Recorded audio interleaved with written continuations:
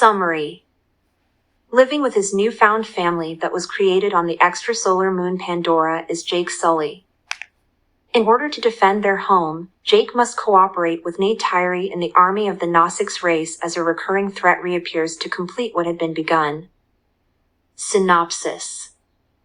The movie opens with Jake Sully narrating his modest and tranquil life as chief of the Omaticaya Clan and raising a family with his wife Neytiri.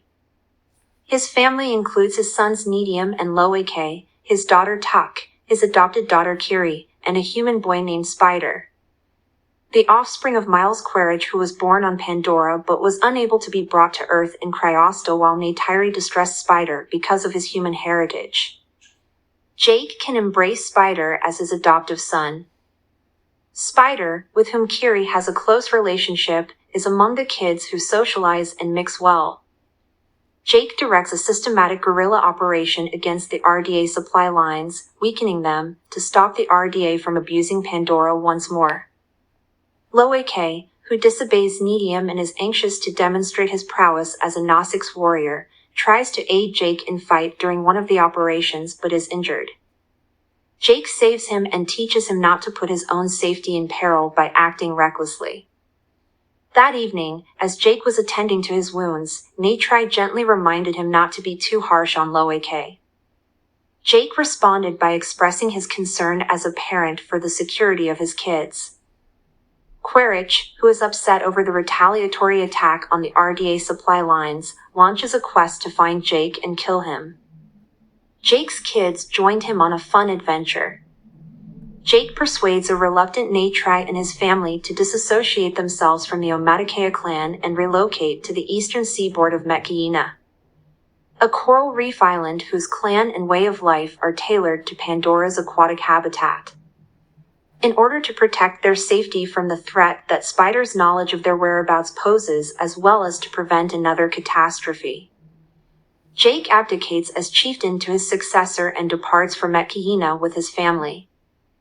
As they arrive, they are welcomed by the clan chief Tanawari and his wife Ronal, who at first have their doubts about them.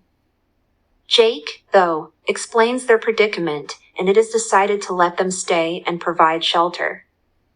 Although some tribesmen mock Jake and his children for having human genetics, the family learns the ways of the tribe. In the process of adjusting to their new surroundings, Lo'ak fights with Saria's brother Aonung after the latter makes a harsh remark about Kiri and him because of their mixed human ancestry. Jacob corrects his son's behavior. Lo'ak returns to apologize to Aonung and his pals on Jake's persuasion. However, they seduce him into traveling into the Akula's domain, a hazardous sea predator, and abandon him there as payback. In an attempt to harm Lo'ak, the Akula. But Payakan, a Tulkun, a peaceful and intelligent type of cetacean, whom the Neteyam regard as their spiritual family, saves Lo'ak and becomes his companion.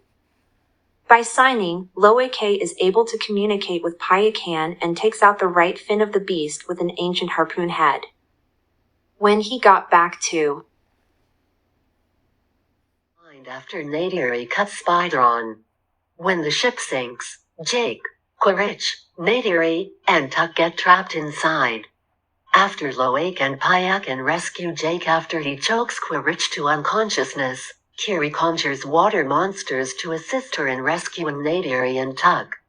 Spider against Quaritch and saves him, but after seeing how cruel Quaritch was to the Na'vi and how he prioritized killing Jake's family over being his father and being a good man, he decides to leave Quaritch and return to Jake's family. Jake and his family decide to permanently reside with the Neteyam following Neteyam's funeral.